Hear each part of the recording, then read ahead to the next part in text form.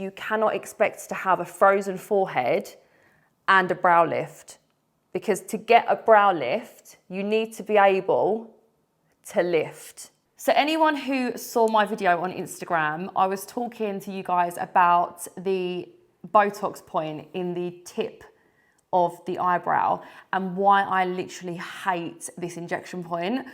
And I'm gonna show you the reasons why. So we've got to remember that everyone's anatomy is gonna be slightly different or slightly off. So the reason I don't like to inject Botox for a brow lift directly into the tip of the eyebrow is because you've got the orbicularis oculi muscle that runs around the outside of the eye. You've then got your frontalis muscle for your forehead that's responsible for lifting. And you've also got your corrugators here that are responsible for pulling in here. As I said, everyone's anatomy is different. So your orbicularis oculi muscle runs around.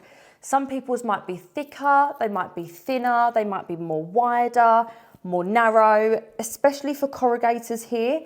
You'll notice when you start doing Botox a lot more, that a lot of people will either have sort of straight here. So when you sort of pull in, obviously I can't do it because I've had my Botox done, but when you pull in, you'll notice they pull and you'll get like a lump here.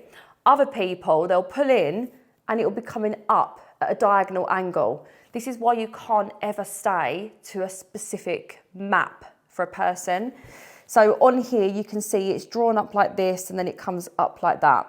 So if you want to, say for instance, that the brows typically, I mean, ignore my drawing, but let's just say this is the typical eyebrow, okay? I'll just draw that on there quickly.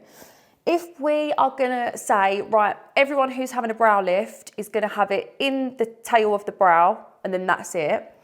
Say I sort of was like here, I did a little bit of an injection point and my orbicularis oculi muscle was ever so slightly smaller, ever so slightly more narrow.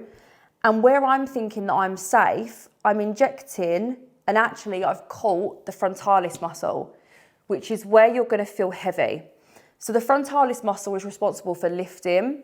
You've then got the orbicularis oculi around the eye, which is responsible for pulling in. The corrugators, again, pull in. So when you're treating Botox, the muscle that you're treating, you're gonna have the opposite effect of what it's doing. Does that make sense? This is why I say to my clients, you cannot expect to have a frozen forehead and a brow lift. Because to get a brow lift, you need to be able to lift. So what I like to do is I like to over-treat the orbicularis oculi. Well, not over-treat, but put a higher dose in. And then again, for the whole frown area, I like to treat quite high. So I'm just gonna mark up what I normally do. So to stay safe, because yes, on Instagram, if you read the messages, you'll see the comments. Some people said, I've always done the tail of the eyebrow and I've never ever had an issue.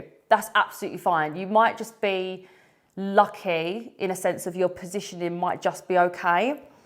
But rather than risking it, what I do is I get my clients to scrunch and then I place it where the wrinkles are, but underneath here, I like to come sort of just here, so underneath the eye, about there, and I inject a very tiny dosage, so around 1 to 2 units, and I just hook the bevel underneath the skin and I place it very superficially, and that will give you a really nice lift, especially if you're leaving this area here, for instance, completely Botox free.